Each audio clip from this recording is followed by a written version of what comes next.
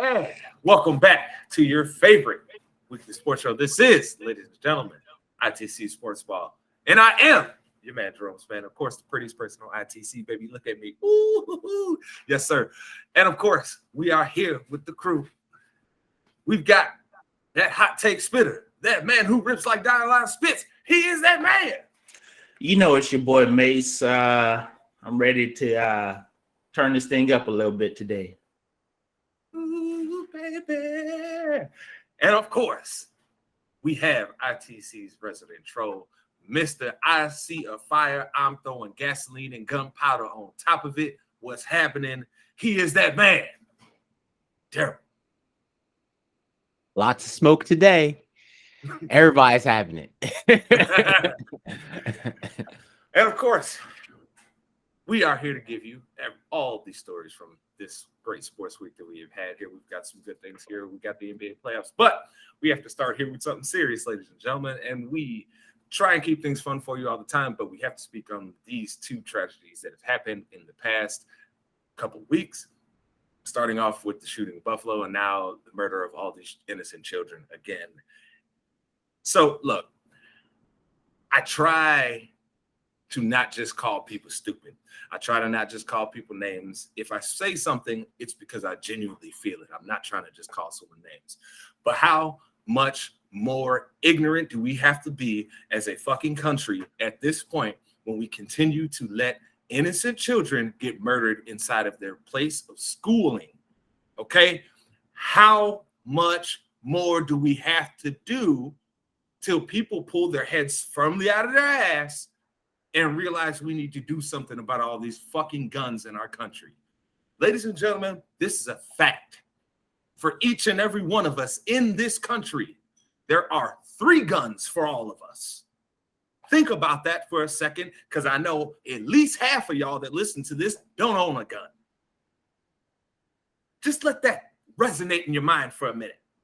We so goddamn worried about holding on to guns that we allow babies to get murdered in schools. Listen, man, I was born here. I live here in America. But as a citizen of this country that loves it, as fucked up as it is, we have to do something. You have to stand up and say something. You have to act. And I am sick of the grandstanders inside of our fucking political system.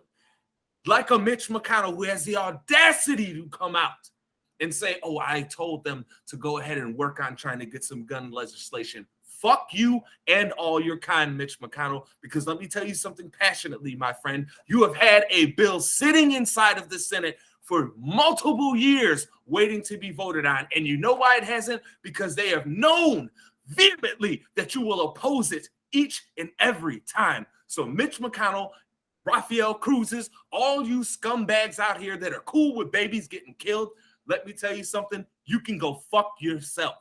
You do not love this country. I love this country. You don't. What you love is money and power. I love the people of this country. And I'm not okay with babies being murdered and people going to a fucking grocery store being murdered by a goddamn white supremacist. When is it enough? How many people have to die until we realize we've got to pull our heads firmly out of our fucking asses and stop believing the nonsense that is said to us? How many times? When do we value people's lives over possessions? When? Because if we don't value babies' lives that are in school trying to learn the thing that we say we want to do, we want to educate our children. If we don't value their lives, then I know you motherfuckers don't value mine. So I say vote them out. If they ain't willing to do any legislation that's going to really start fixing this fucking problem, vote them all out. Get them all out. I'm done with babies being killed, man. I'm done with people going to a fucking grocery store trying to just buy groceries at the one grocery store that they have because of all of the racism that's been put in place, getting murdered for nothing. For nothing. Do we value life or not? It is a simple fucking question. And at this point, I cannot say that America as a country values life. I'll let y'all say what you gotta say, man. I'm legitimately about to. I gotta take a minute. Give me a second. Yo, man, this is nuts. I don't have much to add, man, but we've been out here letting children die. I mean, for the listeners, the viewers that have kids, I mean, I can't imagine the weight that was lifted off your back picking up your kids for the last day of school, or the anxiety you have when school starts up again. I mean, that's like we've all been in school and we've all had this. Didn't nobody thought that they were going to go to school one day and that'd be the last day they go to school, man. I mean, nobody's sitting here thinking that maybe we should have paid more attention to kid X, Y, and Z right before they come in and shoot up a school. It's these are things that we're not prepared for, and we never will be prepared for to handle, because these are things that shouldn't even be happening right now. And it's for the us that don't have kids, it's kind of hard pressed to sit here and think that, hey, man, I want to bring a kid up in America today, knowing that something as essential as going to school could be the reason why they die that day. You know, it's not a good feeling. It's very disheartening, and there's a lot of things that we could change that can make an immediate impact, but people are out here. The change, I guess, changes their way of life or changes their perception of society, and some people just aren't ready for that. And that's the thing that we're fighting against right now, is trying to change people's perception of what their freedom should be or what freedom is, because freedom don't feel like going to the grocery store and getting shot. Freedom don't feel like I'm scared to send my kids to school today. Freedom's not worrying about the concert that you go to getting shot up. I mean, at this point, any particular event that you want to go to might be the one. As a parent, it really hits, because having young kids, dropping them off to school, feeling bad, like that your own police can't even go in there and try to save kids from a shooter, playing games, trying to withhold parents from trying to get their kids, not going in just to stop the shooter. Like, all this could have been avoided, like if they actually forced and got into the school. Having someone just having a gun, locking kids in a freaking room and is just shooting them off one by one. Like, it shouldn't even got to this point. The fact that the response was horrible, information, communication was all down. It's just, they just want to have a bling game. Everybody's a freaking number to everybody at this point, because they do not put themselves into these situations. And that's how pretty much what it would be, because as a parent, you just scared for your child, and then wind up ending up just seeing that your child is dead because of the actions of police, people that you trust to actually save and protect. what good are they at this point? And like, we can go with politicians fucking up the bag like they always do and just only care about money. This is horrible because everybody will like turn to, hey, I just want to get my kid homeschooled because schools aren't safe anymore. And this is like the end of the year. They're about to get out and they can't even freaking enjoy their children anymore because they're gone because of a guy just wants to go off with a gun because of his problems. I'm glad he's dead, but it doesn't fix the fact that their children are dead as well and they won't ever see him again. Yep. Look, man, at some point during this year, people, we're going to give you a long form show of trying to fix some of the actual real shit in this country. I don't want to take up too much of you today because I know you guys, a lot of you guys come here to just try and have some fun, right? And we appreciate you. We love you guys. But I think anyone that knows me or that consumes this and that has gotten a feel for me over the years, they know I love people, man. I really do. Like sometimes it feels like I love some people more than they love me back, right? And it is what it is, right?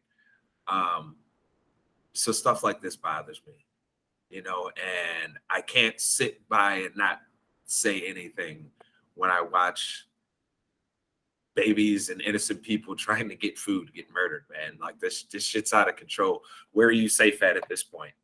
I don't know where you're safe at. I don't. And I'm not trying to fearmonger you.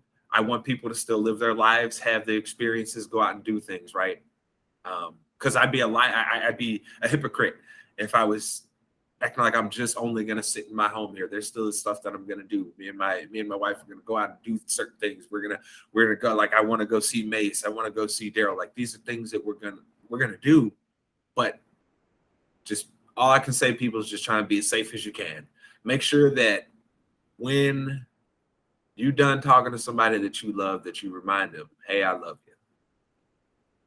you. Just remind them, because I know some of us don't get told that shit enough, and some of us, don't get told it at all. Either way, the correction needs to be made. Just remind people that you love them, because you don't know when may be the last experience that you have with that person.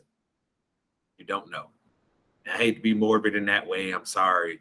But yeah, we'll like I said, we ain't gonna take up more of your time here in Sports Ball with it, but we had to speak our mind here, bro. That shit's out of control out here. But to try and bring some levity here to everything, let's get to the NBA playoffs, where this man Darrell again get to come out here and take his fucking lap around us and laugh and clown us because, ladies and gentlemen, in case you didn't see it, the Golden State Warriors are back in the NBA Finals. This is 6 times out of the last 8 years that the Golden State Warriors have now been in the NBA Finals.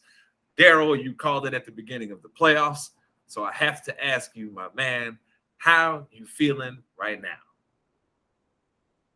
Feel like a king. I feel like y'all are my jesters. Keep on clowning yourselves, thinking Steph ain't going to do it. This team ain't going to do it. Clay ain't going to do this. It's a team effort. This is a dynasty. You doubting the Golden State Warriors to reach the finals. They don't have LeBron and keeping them back. They don't have any of that nonsense no more. They just have to worry about either Heat, it's an easy sweep, or Celtics, they going to have to battle it out. That's how this is right there. You cannot tell me right now. If y'all look back to what y'all said, y'all sound goofy. y'all sound like, hey, Golden ain't going to do it. I see potential in this, that, and the third. Yeah, they all had potential. They all fell down on their face. That's what they did. Coffin yeah, dropped. man, I had them boys losing to Denver. Fell down, bro. I had them boys losing in the first round, dog. Hey, and I had them lose, and I had them losing to Phoenix, who ended up getting knocked the hell out by Dallas. So I'm really looking dumb right now. Look, man, the NBA playoffs has been this year. This has been a humbling NBA experience. Make Mace and Jerome look stupid all playoffs long. No matter how much sense we make them look stupid. Listen, bro, after every game, there's usually a game on Saturday nights. After every game, after every time we record, I watch some games like shit. Literally every time I picked the team to win on a show, they ended up losing that same day. Look, for those that don't know, we record on Saturdays and we give it to you every Sunday, right? We're always up Sundays. Boy, there has been some times just like Mace where I'm like, oh fuck, I'm gonna sound like an idiot tomorrow. Oh no. It sounds like a complete jackass. It's like I be saying stuff that makes basketball sense, but it's like basketball, nigga. That's what's happened this playoffs. Basketball. This is why we love the sport, because there could be runs like this, right? We know that out of nowhere there could just be a run, and then Darrell gets to sit here and laugh at us, and then it make us look fucking stupid. You know what, Mace? I'm glad he been scared to bet on that clown bet, because this nigga would have had me looking like a clown on here again, bro. It'd been twice. Thank you, Darrell. Thank you. I appreciate you. That was really embarrassing with that clown face with that man Nunez. I don't think I could do that to you twice. Hey, look, I'm willing to risk it all when you are, as long as the bet is appropriate. Because see, that was some bullshit. I still am mad about that. That was some bull. Me and Mace was for sure. We was like, wash our hands of this. And this nigga Darrell he went it's the worst, Mace. This nigga went the other way just to go the other way. He didn't actually believe what he was saying. He just went the other way to go the other way. And guess what? Now he's right. This is some bullshit. But I will say this. If it goes down to Boston Warriors, it's going to Game 7. I'm saying that right now. You all out of order. Calm down. We're going to get there. Calm your ass down. Settle down, okay? We need to talk about the team that's out of the playoffs currently right now, the Dallas Mavericks. Like, what is their next? So, every team that's went out, we've made sure and tried to see how they can be better next year. What is their forecast for next year looking like as it presently stands? With all that being said, a quick overview of the Mavericks season. Mavericks started off kind of slow. Luka himself admitted he came into the season out of shape. He had to work himself into shape. Eventually, when he got there, the team started playing better. The guys around him started playing a little bit better. But as the team is currently constituted, they do not have another star level player on that team. We know Luka's a superstar. We've seen now he's a guy that can say, hey, all y'all do is just get on my fucking back. Just make your shots when I pass it to you, and I got it, right? So we've seen that he can do that, but he doesn't have at least another star level player. All respects to players like Spencer Dinwiddie and the other dude that they're talking, the guy that they got to pay. I can't remember his name right. Powell or something like that. I think, I believe so. At the end of the day, none of these guys are even star level players. They're not even a true number 2 level player for you. So they need to find something. How they go about doing that, I do not know. They do not really have a lot of assets on that team that I think teams would value highly to trade for. So I feel like they're going to kind of be in that Cleveland Cavaliers trick bag where you remember when they first had LeBron and they never got another star around him. Mm-hmm. I think that's the trick bag that the Mavericks are going to be in for a while, unless they can just like luck into one or somebody tries to force their way there to play with him, or they happen to make a trade where the lotto balls end up falling right for him, and then they can end up drafting another young guy to go with him. But again, you have to find somebody to go with that. All that being said, Mace, how do you see things actually going for the Mavericks next year, and what can they potentially do quickly? Because, I just covered the long term, like what they have to do. So what can they do now to make these plans of action start coming into play and to make that team better? I think that their first immediate order is learning how to play without Luka having the ball so much. You have to give this guy a break because he's coming down, he's initiating the offense, he's running the pick and roll, he's creating the opportunity not only for himself, but for somebody else. And when he's not doing that, the team suffers. So first things first, they have to at least come up with some sort of plan of action to get Luka off the ball from time to time, like allow him to come off of a screen and get a set shot or something, or even whenever he's not in the game, like the team has to look, they have to look fluid when he's not in the game, because right now it's just kind of we hoping we just stay afloat when Luke is on the bench. Yeah, so to put it in perspective for people, Luka Doncic this season, he had the number 5 usage rate. So 1 through 5 is kind of weird. It could be weird, but just to give you perspective, he basically, the way usage rate works is that the stat determines out of all the possessions that you are handling the ball, and how much of the time are you eating up on the shot clock to where it results in either a direct shot for you or like an assist from you, right? So basically it takes all of that into account and you get your usage rate. There's a little more to it, but that's the easiest way to think about it, okay? Joel Embiid was number 4 at 37.5%. Luka Doncic is 36.8%. We saw both of those teams in this postseason when it came, to the rubber meets the road, they didn't have enough. You couldn't then get to the next level or get to the next round because your team was so dependent on these guys. Giannis's this year was a 34%. Trae Young is at 33%. John Moran is at 33%. Essentially, really where you want to be for a superstar player is right around 33. If you get higher than that, it usually doesn't work out well for you. In MVP years for James Harden, just for context for people, he had like roughly an average like 37.5% usage rate or something like that. So y'all saw what that ended up resulting in. So Mace, what can they do now? Who's the type of player, even if it's not that guy directly, who's somebody that they could get the style of player that they need to play with Luka? What do you think works? I think they need, I would probably say like a Michael Brogdon style point guard, a guy who's simply just solid at what he does. He's gonna make his open shots. He's not gonna turn the ball over, and he can create a shot for his teammates. He has high percentages across the board, 3, 2, and the free throw line. You just got to get somebody that allows Luka to stay off the ball and still feel confident that his team can get a good shot.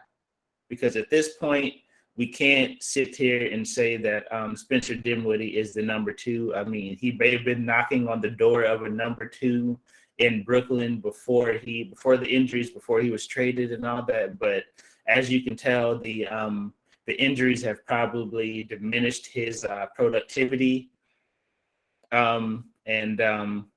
For whatever reason, he couldn't make it work with Porzingis. I mean, maybe that's a little bit on Porzingis as not being the player that they thought he was, or another half of just Luka not trusting him with the ball.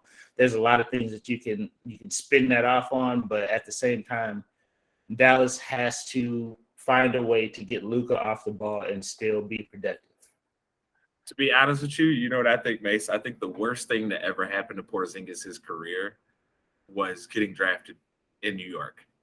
It was because it's the perfect place for him to kick it, dog. And that, like, you asking a young dude coming over, he gonna start making more money than he ever has. He's the star of the team because they built him up that way, even though they still had Melo, which was weird.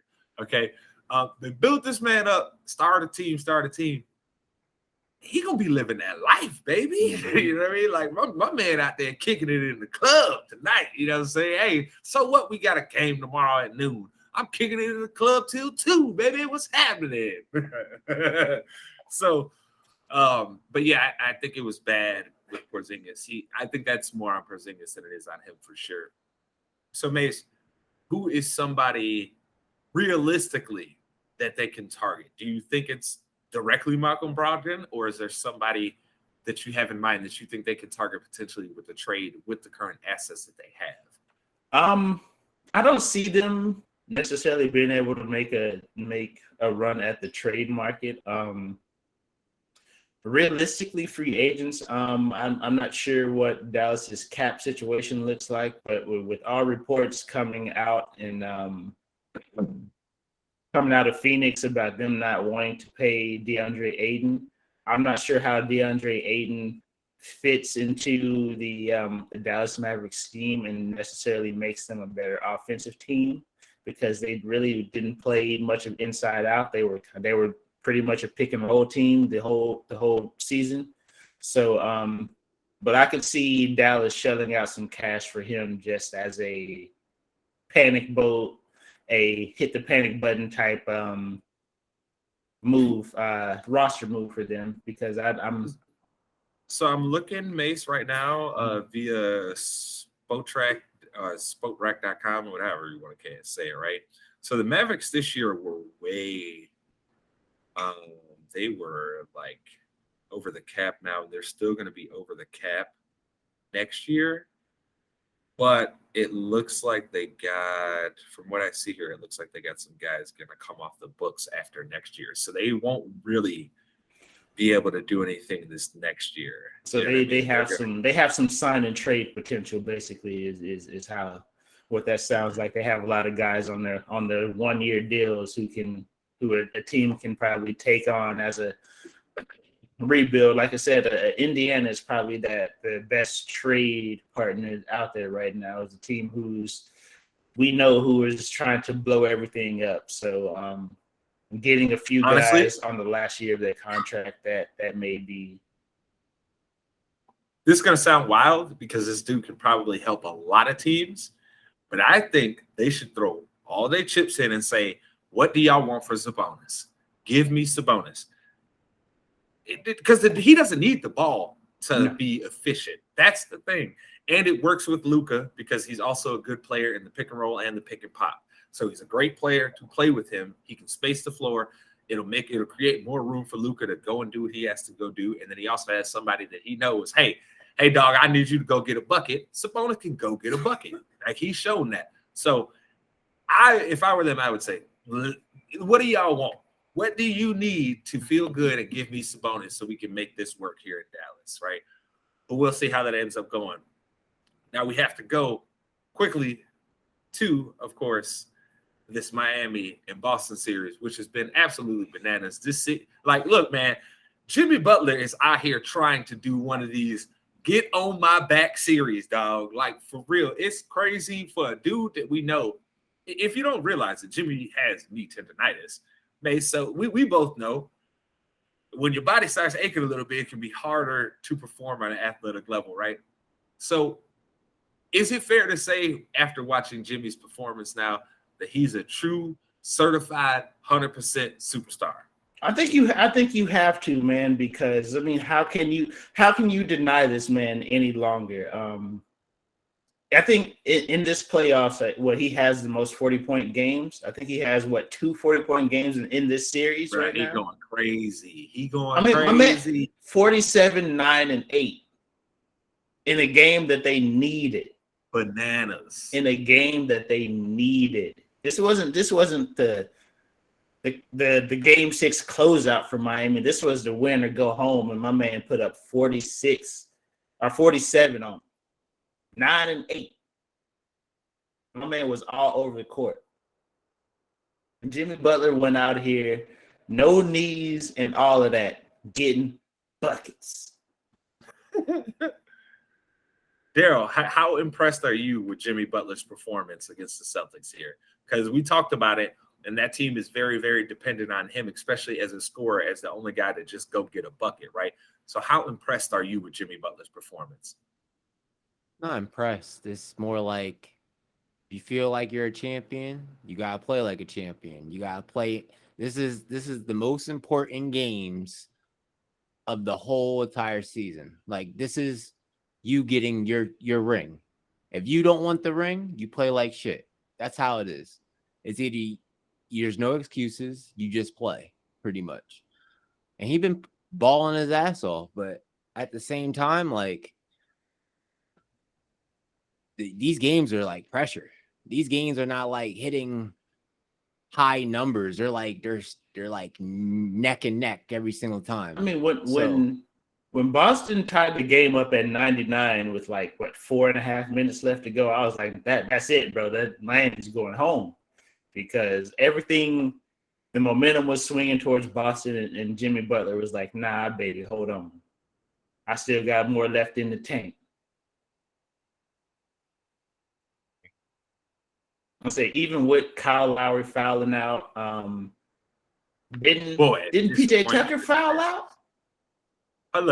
Look, Jimmy Butler took the team and said, "Get on my back." He legit had I didn't think. I've always been impressed with Jimmy Butler as a player because he plays on both ends of the floor super hard, right? So I've always had a respect for him. But I didn't know, look, we joked when he was in Chicago. We called him Jimmy Buckets, right? That's because he was our guy, right? But I didn't think he was really no bucket getter like that. But he said, "Nah, B, I got it, dog. I'm getting buckets every time. Let's go. What's happening?" So, Jimmy Butler, my man, you are a certified superstar in the eyes of ITC right here, boy. Let me tell you, because woo, you've been on fire. But that in mind, though, Tom Ball's finest, Jimmy Butler. Gotta keep it moving here. And Mace, today we have the Champions League final with a team that I hate with a passion, Real Madrid. Yes, you can hear the disdain in my voice. It is purposeful, okay? Real Madrid going for another Champions League title against Liverpool, who have been on fire for the past, let's just call it 4 seasons, right? Mace, who you got for the Champions League final? And who's walking away with basically the MVP of the tournament? You know it's coming from whatever team wins. So it's got to be. So I'll start here. MVP of the tournament, regardless of the outcome today, it's got to be Benzema. What has this man not done for Real? When has he not gotten a goal for Real? I mean, he sent my team home. He's probably sent a lot of y'all's teams home that's listening to this right now. Benzema has been on a tear this Champions League. I think he's moved up to number 4 in all-time Champions League scoring, and with a chance to take number 4 outright, I think, if he scores in this game. So, and plus Liverpool put my team out of 2 championship games, so I can't support them.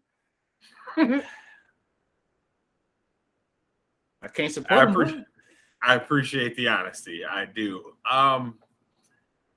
This is a hard one for me, right? Because I don't like Liverpool, but I really despise Real Madrid. Like, I despise them with my hatred level for them. It goes Green Bay Packers, St. Louis Cardinals. But Real Madrid is really approaching, probably about to overtake St. Louis Cardinals, because I really, really fucking hate Real Madrid, man. Like, I do. As a Barcelona fan, I have watched them win some games. They have really pissed me off. And so, yeah, I'm biased as hell in here. So I'm hoping we got to go to, you know what makes you know what I'm rooting for? I'm rooting for penalties. That's what I'm rooting for.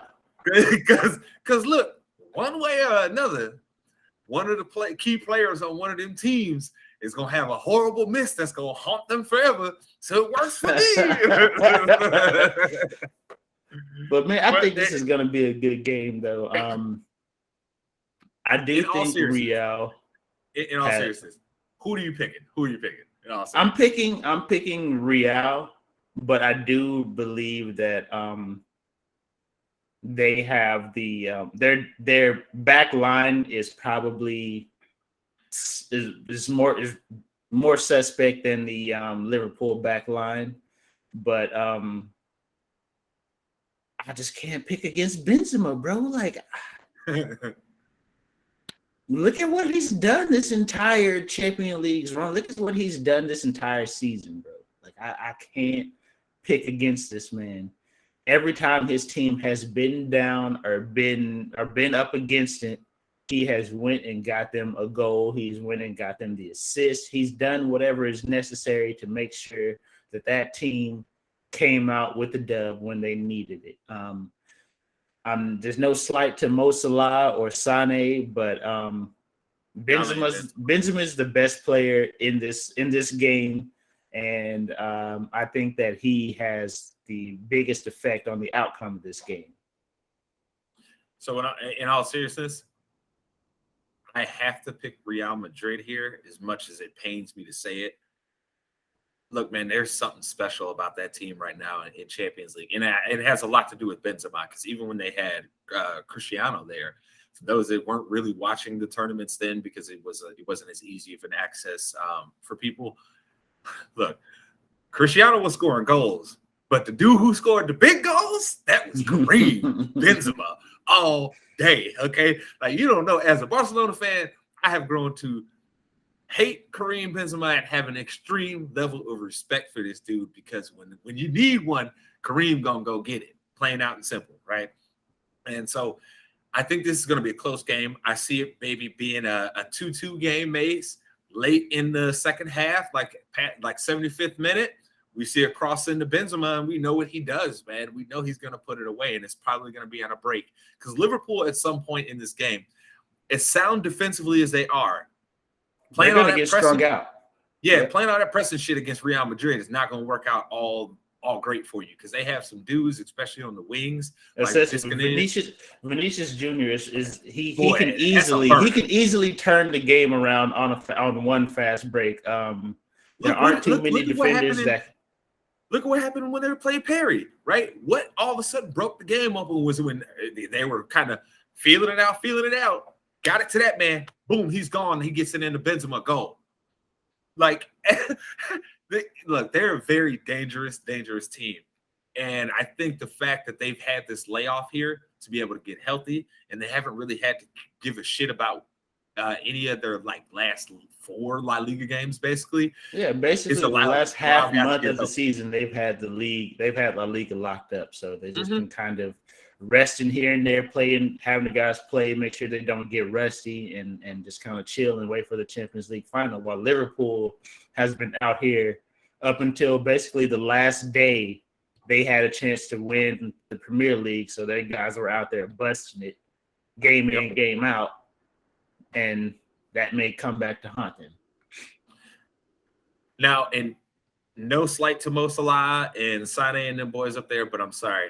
None of y'all boys are Kareem Benzema in Champions League. Like, he is something, when they talk about guys that turn it up, when it's time, he's one of those guys, and we know that is certified, plain out and simple. So I do think it's going to end up being a 3-2 game, Real Madrid here, unfortunate as that is for me as a Barcelona fan. I'd rather have Liverpool win, because at least I can rock with Jurgen Klopp. Like, I like his get down. I like his teams. You know what I mean? So I can mess with Jurgen Klopp, but Real Madrid, hell no, bro. I hope they lose. Please, Liverpool, as somebody who is a Barcelona and City fan, y'all probably hate my guts. All I'm saying is win one for your boy. That's all I'm asking.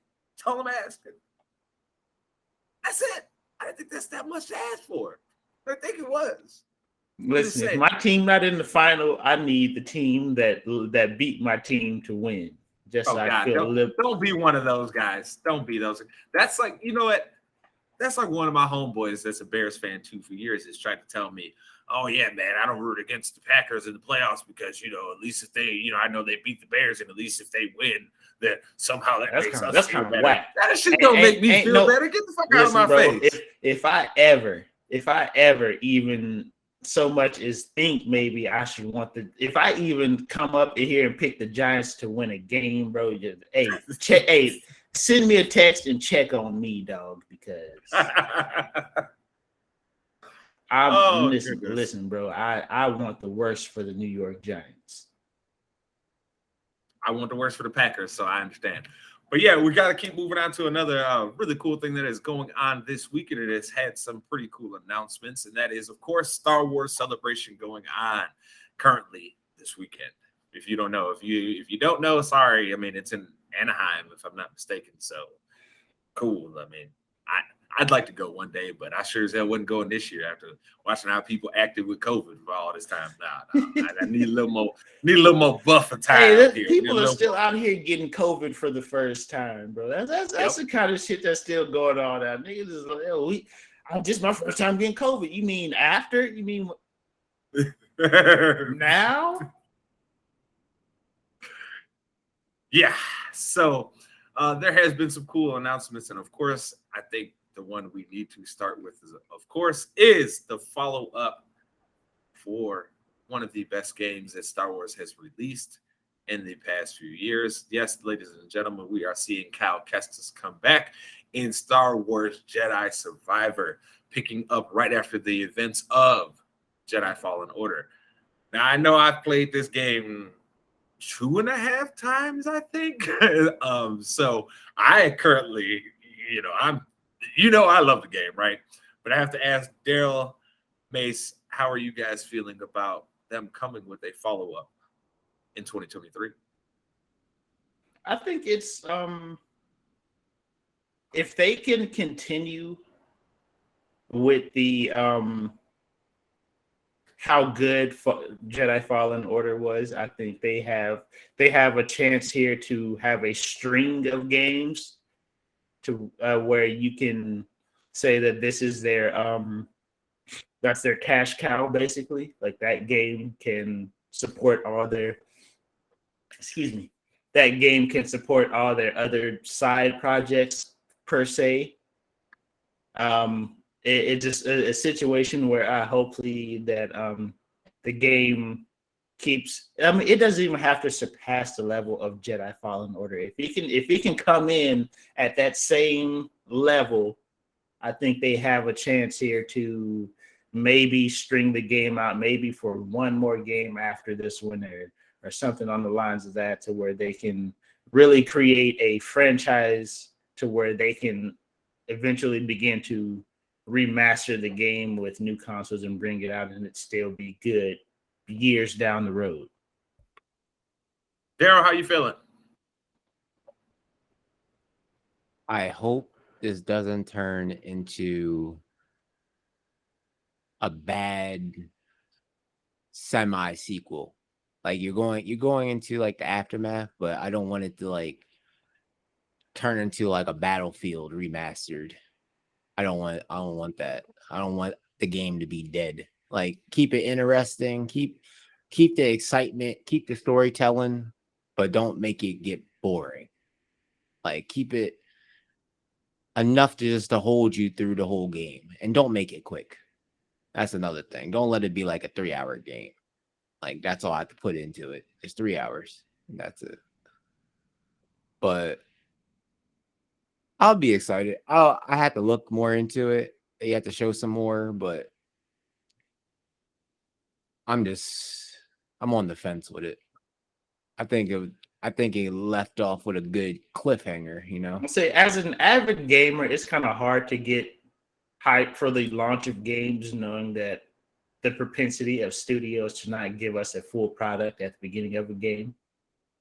But every now and then a game comes out here and gets you. Hopefully they just treat me right. You know what I'm saying? Hopefully they just treat us right.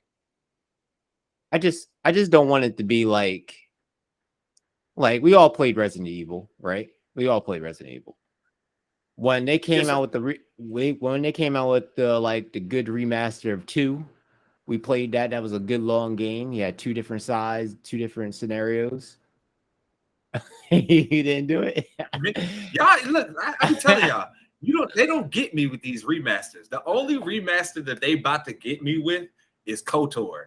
And that's just because I've been waiting on that to get console ported to something better for a long time. Other than that, you don't get me on, oh, wait, we're going to remaster this game for you, Timmy. Hey, how about you take them resources that you put into that and put it into making this new fucking game so it can come out faster? How about that? Okay? How about you give these people real wages and give them a real sized team so they don't have to be sitting here slaving themselves running 70-hour weeks just to get the damn games out. And then we get a broken ass game. How about that? Well, like how 2 was, that was like a full game. And then when they threw out that little 3 Nemesis remaster, that thing was like, you could have just put this as DLC. It's like that game lasted like an hour. Like if you did everything perfect, it was an hour. It was a clean hour. You could beat that game and return it digitally. That's how bad that shit was. Yo, And then they got so much bad press and they were giving that shit for free. They had to come out with that Village. They had to come out with Village. Like that had like a sour taste in everybody's mouth having that. I was like, this is embarrassing. DLC. Don't want a DLC game. I don't want a DLC. Give me something. I would say I think they are going full in on this Fallen Order. I'm actually willing to put a bet and say that it's actually going to end up being a longer game than the first one. Because from my understanding, they've been developing this basically as soon as they realized that like the pre-order numbers on the game, they started developing this game for real. And then they got the full like funding green light from EA like right after the game went platinum or whatever it is. Like, I forget what it is now. Yeah, once they hit a certain sell number, they just like, hey, bro, get us another product. So Fallen Order came out. Let's see here. Jedi Fallen Order came out in 2019. So we're talking they haven't even said early 2023 or anything. So they've given themselves the whole window of 2023. So you're talking about now like 6 years of development, essentially.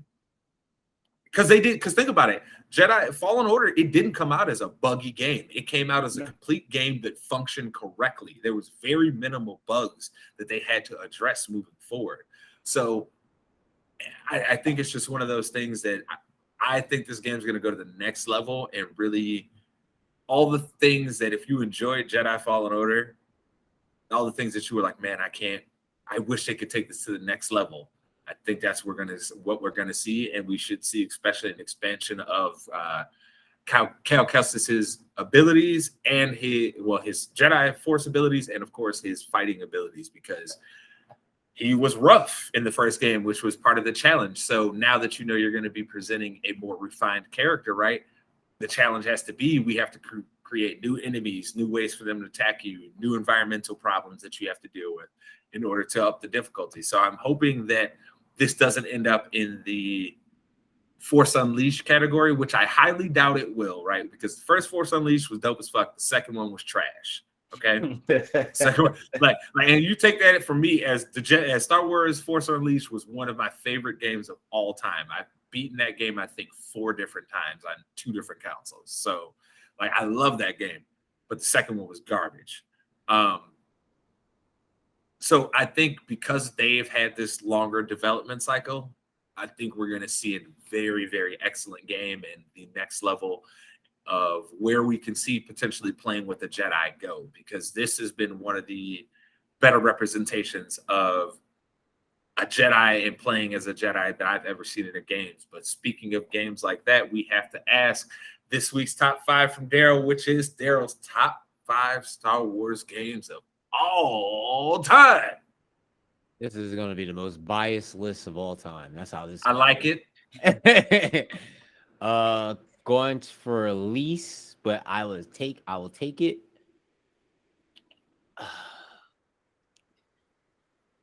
Star Wars Racers on the 64. That'd be the first.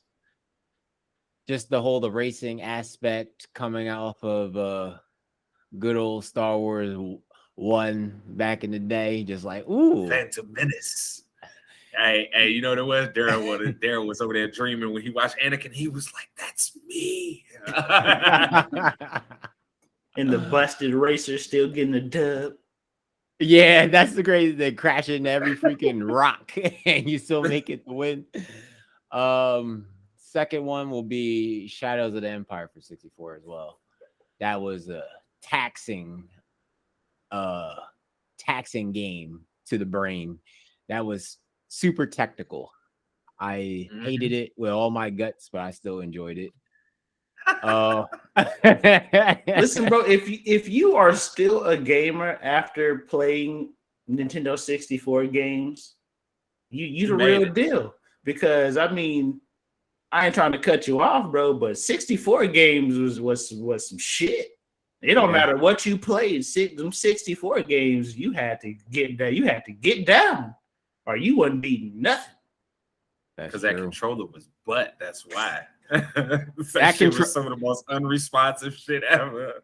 That controller, that 64 controller, did not have the whole, well, my hands are too big, I can't do this or do that. It's more like, if you can't hit that Z button in the back, so you got a problem here. Yo, you're in trouble. hey, I remember holding that joint and being like this, ready to hit the Z button. There was only one way to hold it. You had your left hand Z analog with your thumb, and your right hand on the C buttons. That's it. See, I ain't hold it like that. No, I'm telling you, look, legit, my hands was like this on that joint, dog. For real, for real. You had on the side, the thumb here, the thumb here, and these up here. And that's me, baby. I'm sorry, I had to keep my hands that way. You play too much Ocarina of Time. That's all you use. That's the only buttons you use in that whole game. What was it? 2? Okay. 3 and 4. They're gonna go off of PlayStation 2 and original Xbox. That will be the first 2 Battlefronts. The best games ever. You cannot recreate Battlefront if you tried. Battlefront 2 will be on the bottom, while Battlefront 1 would be on the top, because Battlefront 1 was the game. Playing that on PS2, playing it on Xbox, it was just the whole war aspect to those games. It was just 2 brought in like the Jedis and everybody else with lightsabers, but that was that cheat code. You needed the gun. You just picking that stormtrooper and like, hey, I'm going to shoot and call it a day and dip. And for my last and best, it has to be Fallen Order, because Fallen Order was just that game. I enjoyed my gameplay. I enjoyed the storytelling. I was shocked at the end. Even seeing Darth Vader, I was having it. And I was like, oh shit, this is what we doing. That I like that. The Dark Father. Games that will never be in that list will be that Squadrons. I know I don't even know anybody played that game, but I'm sorry for you wasting your money. An honorable mention piece of shit game at the end. that was the rebuttal after Fallen Order. Stop. Y'all know I like single player campaigns, man. I've tried to play through that twice, bro. I did it the first time. I made it through like 2 or 3 missions. I was like, all right, I'm done with this. I'm uninstalling it. And then I came back to it. I played 1 mission, was like, now we good, Brian. We good. We're going to just move on and just keep it moving, because this is not it. No. I feel like, look, if they can make flying the X-Wings and stuff like that, flying like that in the next Battlefront game, cool. I'm with it. That's awesome.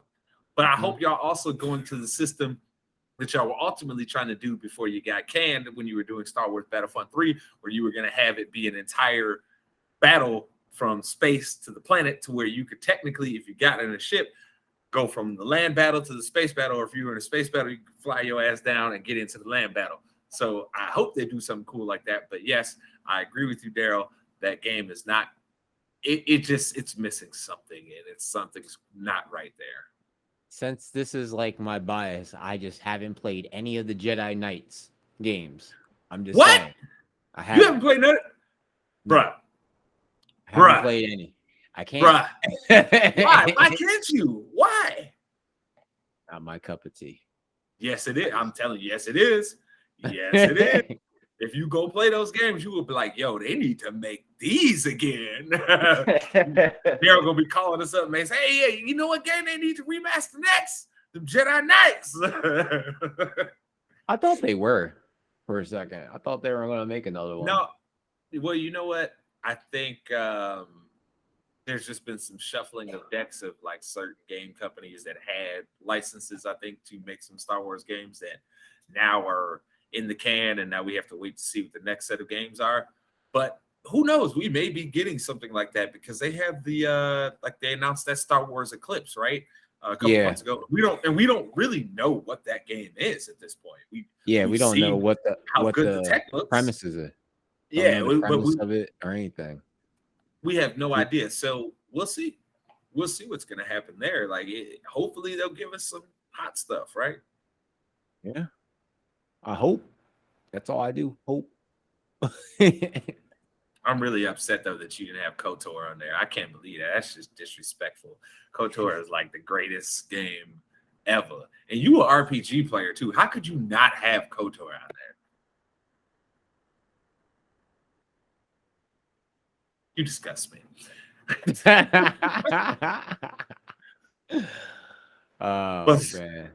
But speaking of fire, there's always somebody that comes here each and every week, ladies and gentlemen, to light a fire up under your ass. He is here to do that very thing. Ladies and gentlemen, this is your trip into the mind of a madman. This is Mace's Madness. Oh shit, the lights went red. Dun, dun, dun. All right, people. There's a lot of things that I could go here, man. Like I could bring it up. As a Texan, I have to sit here and let you know that Rafael Cruz and Greg Abbott just ain't it. They have no real solutions to fix these problems. This is I don't like doing this. Y'all know I don't like doing this. I would rather make you laugh with some shit that just grinds my gears, but like this, we can't just overpat. We can't just I just can't let this slide, man. I mean, how can we let these guys get up in front of our faces and lie directly to our faces? Like, how can we allow Greg Abbott to sit here and tell us that the issue in America, in Texas, is the mental health of these psychos, these shooters, and all the while he cuts the budget for the state mental health department? Why do we allow him to have to go in and do that and then blame it on the exact thing that he doesn't even believe in? I mean, if you're cutting the budget in that particular department, how can you then say that's the reason for a Uvalde shooting, a Santa Fe shooting? These people and Rafael Cruz is out here talking out of his ass. Apparently, schools need to be prison style, one way in, one way out. And these aren't real solutions, people. We have a lot of work to do to correct the wrongs that they just allow to happen, man. I don't get it. These guys are out here.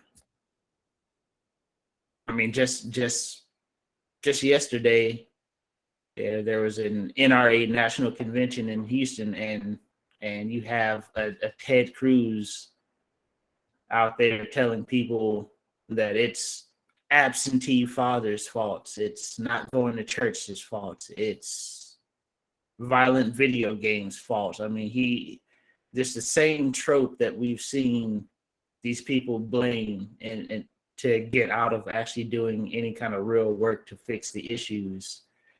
It's ridiculous, man. I don't like it. I don't like to sit up here and have to talk about, as petty as I am, I don't like to sit here and talk about how shitty Greg Abbott and Rafael Cruz is every time we get up here and do a madness, because at some point we have to say that these people can't be allowed to do this anymore. We have to find somebody new. like I said, I tell you every time, man, I don't care which way you vote, just don't vote for assholes like those two individuals. Like if there was a chart on the level of asshole not to vote for, both of their faces would be on it, because it just can't this just can't be it, man.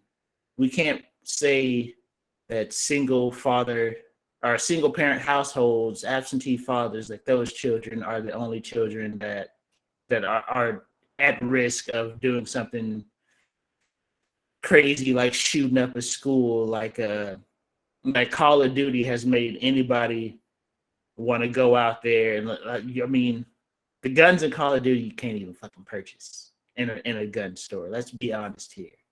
So I mean, come on, man.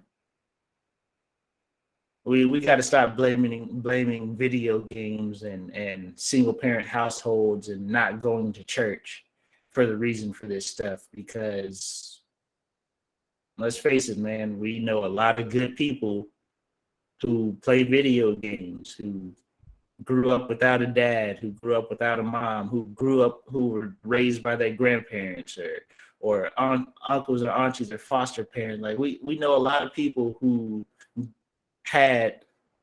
went through very adverse situations as young people and grew up to be great adults, grew up to be great parents. So we have to stop sitting here and saying that that's the reason why all this stuff is happening. We have to stop letting other people try to feed you that this is the reason why this stuff is happening, man. It's ridiculous, and I'm sick of it, man. This is just straight up. I'm not gonna sit here and rant. I'm just sick of it, dog. There's a lot of things to be mad about. But one thing I can rant about is a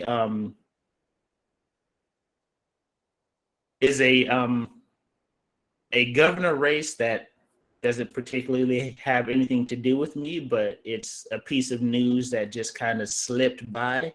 But apparently in Michigan, 5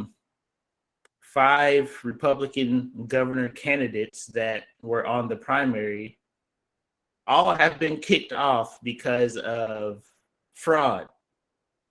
This is the type of for y'all that are listening. Jerome just slid through here, holding his back. This old my whole ass. I told you my shit's been hurting for weeks, man. I told you, man. Fuck, kiss my whole ass. Okay, but hold on. You broke my train of thought, man. But yeah, that's what you get for trying to talk shit about me. That's what you get. Yeah, okay, but yes, like we have candidates out here committing fraud to try to make their way in. Like this is the type of stuff that we have to stop. We have to put a stop to.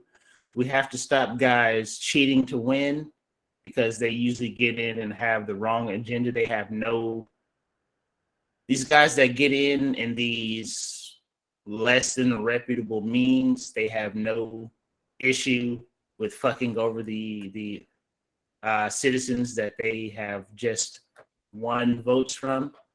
Call them what they are, frauds. Yeah, I mean, like I said, there were 5 senators or 5 candidates on the ballot who just got kicked off the Michigan governor primary race because of fraud. I mean, these are the type of people who I have directly said we can't be voting for these motherfuckers no more. Like I said, these are the assholes that I have been trying to let y'all know that we just can't vote for them no more. Regardless of what side you vote for, don't pick the assholes. Don't pick the dudes out here faking signatures, faking this and that, trying to tell you that violent video games and not going to church is the reason that people get shot up. That if you don't have a dad in your life, you're going to end up shooting some shit up or going to jail. Don't listen to those jackasses, because they don't know what they're talking about. Look, I've been playing violent video games. Look, I'm going to just put this out here. I saw my first pair of boobs when I was like 7, probably. Okay. I've been playing violent video games my entire life. I don't go to church. I don't feel the need to murder anyone, though. So So stop telling me all these things that I enjoy that they're gonna make me murder. Like, no, sorry, bro. Like, a video game is a video game that is on my television. That is an entertainment device. Look, I watched Rambo when I was between Rambo First Blood Part 2, right, and RoboCop. Those were two of my favorite movies as kids, but never in my kid mind either was I like, man, I need to go get a gun like Rambo and go shoot up everybody. Like, that's not. Let me round this out here by all you motherfuckers that think that teachers need to carry guns to school. How many of y'all like actually know, like, I actually like directly, like, you see the stress on teachers' faces year in, year out, day in, day out.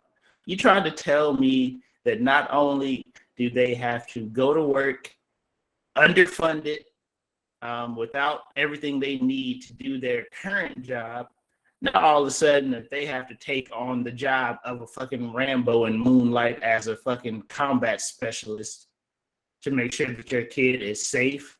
Come on, man. Come on, dog. And have to deal with the constant disrespect for like higher grades as well. There's Right? a lot of Like, disrespectful kids. Listen, teachers are under pressure to make sure kids pass, regardless of them actually learning. It's more that they get in trouble for having kids fail.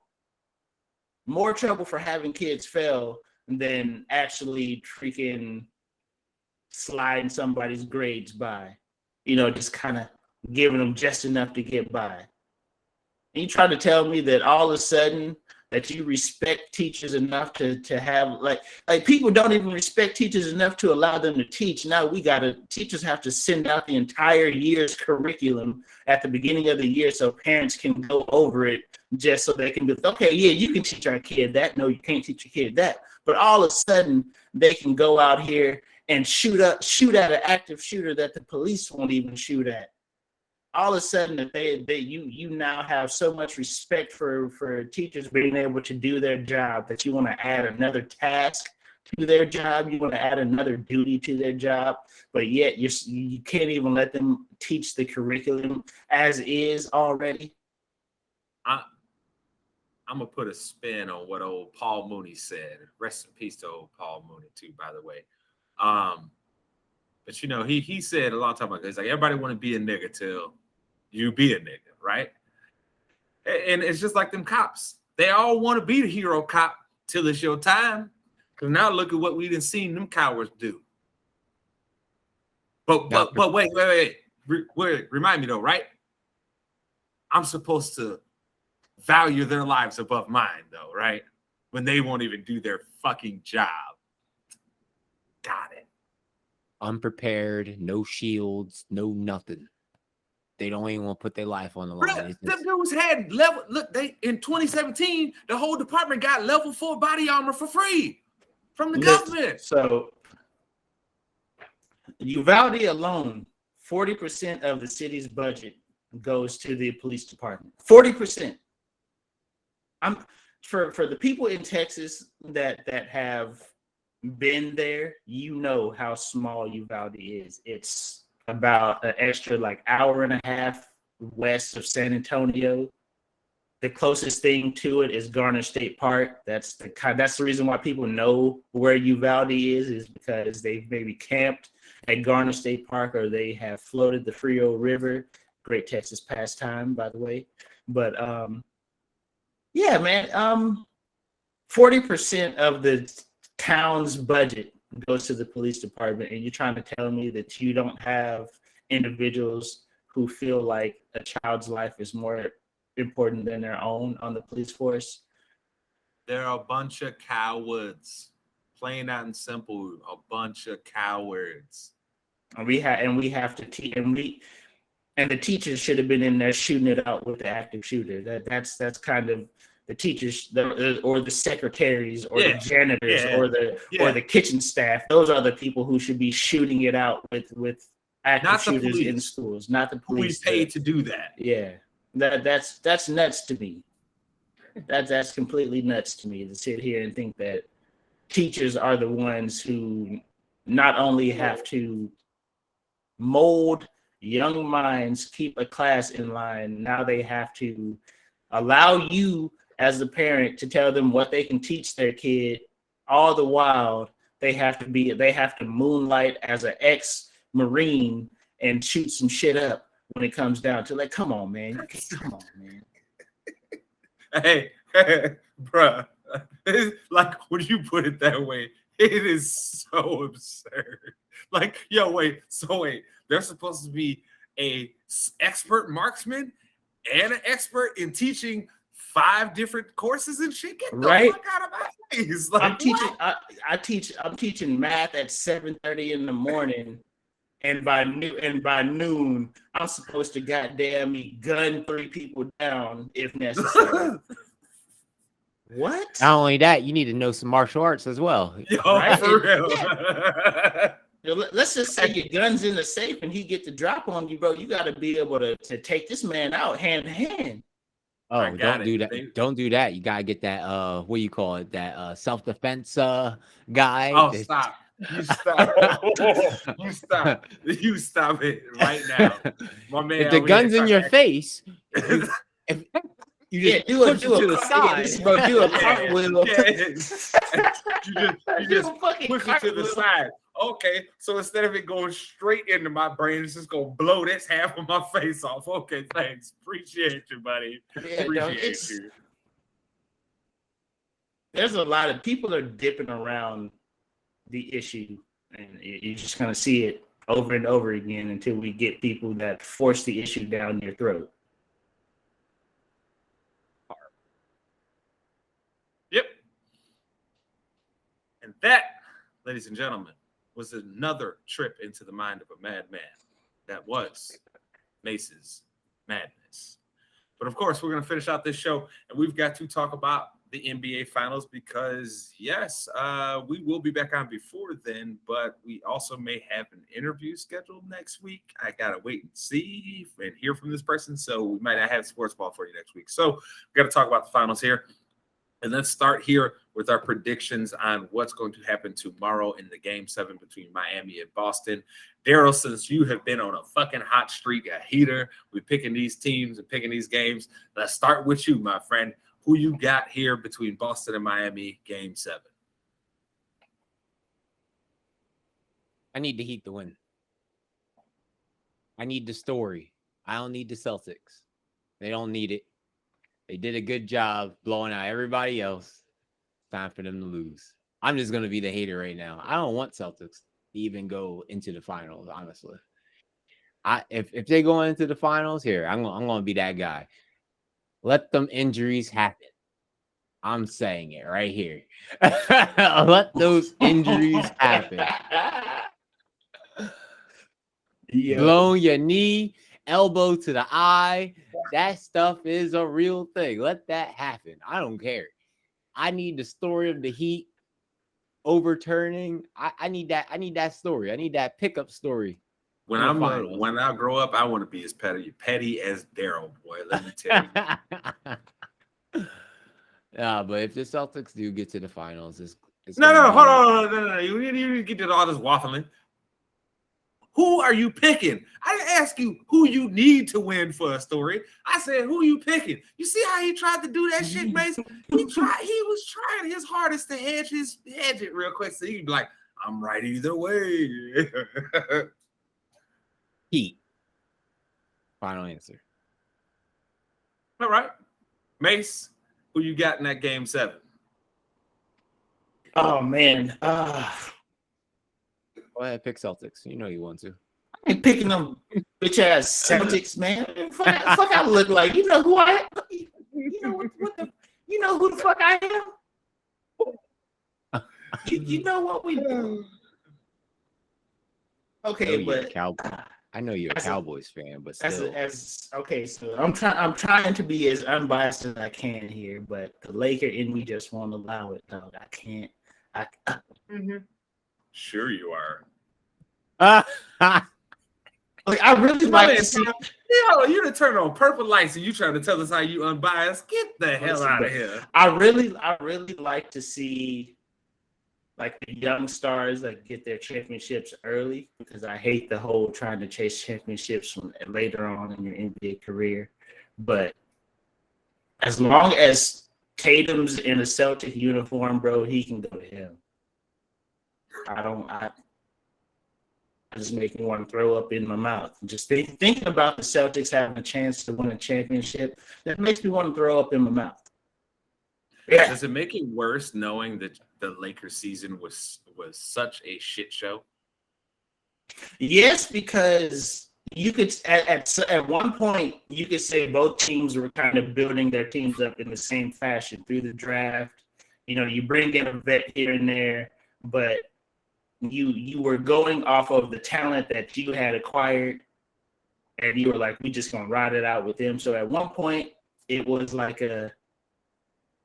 I could see they were basically built in the same fashion. You know what I'm saying? I ain't hating on the trade that the Lakers made just because we got a championship out of it. At the end of the day, you can't be mad at it because we won something.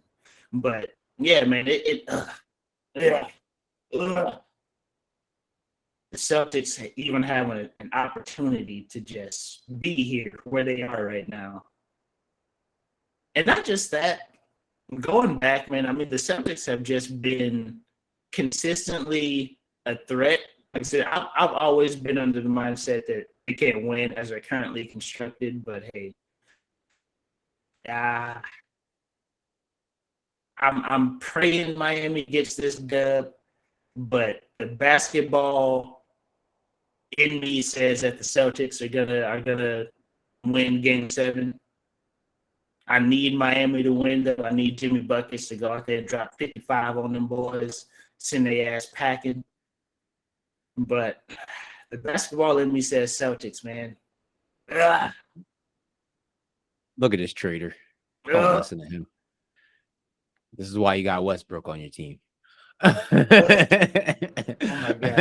I feel some bad juju's coming my way, man. I gotta go fucking do like 12 Hail Marys now just because I said the Celtics. You might as well say you're a Packers fan now. Oh man, Packers I can't believe I fans are only allowed as potential guests that I can kick out of here when I need to. We don't do that around here, okay? just like I don't bring no disrespectful Giants fans in here, okay? I don't do that. That's not what we do around here. You heard me though. But I guess that leaves me to pick. I'm gonna have to go with Boston. This series has been back and forth, back and forth, back and forth. I'm gonna have to say the Celtics win this one. I don't think. Look, man, if Jimmy gonna put the team on his back again tonight, tomorrow, excuse me. Anything can happen, but the series is not shown that happening 2 games in a row yet, so I don't think that it's gonna happen. I think Boston wins this game. Probably be a close game. I don't think it'll be another blowout, but it'll probably be a really close game. Boston goes on to the finals a bit with that in mind. It looks like everybody outside, well, we know how this is going to go. We picked Boston, so they about to lose.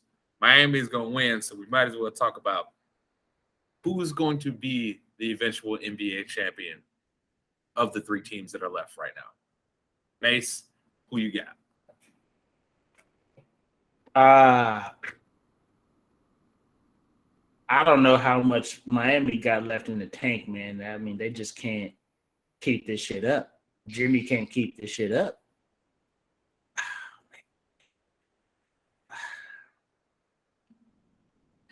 I gotta go Golden State.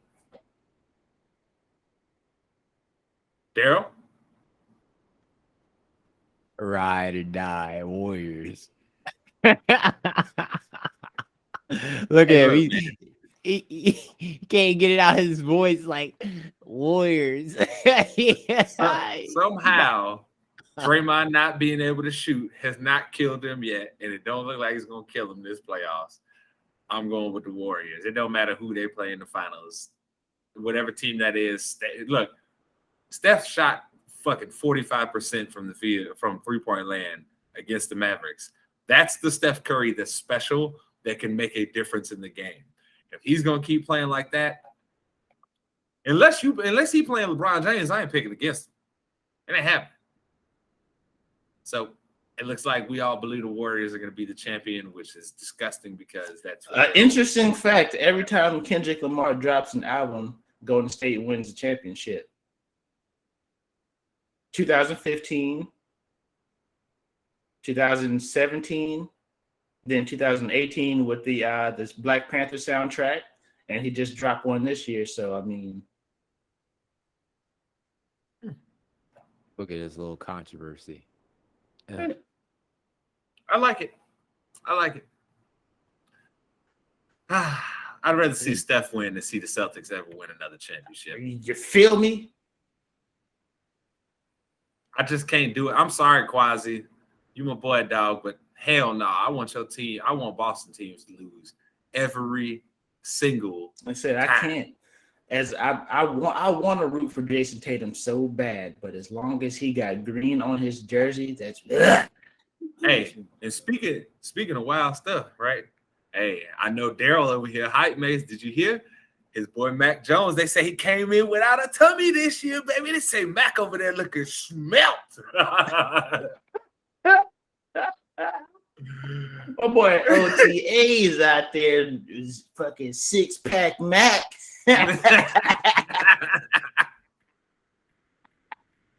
That boy 6-pack Mac.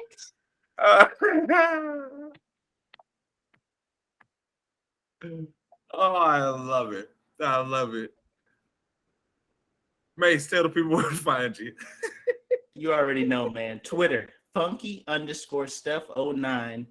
Instagram, named Dime Summer, and hit me up on Twitch, twitch.tv/swaggymace. Mr. Low Janitor himself, tell us where to find you. Alvarez Effect on Instagram.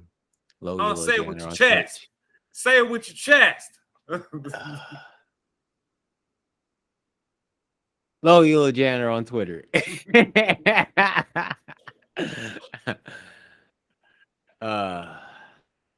I can't stand y'all.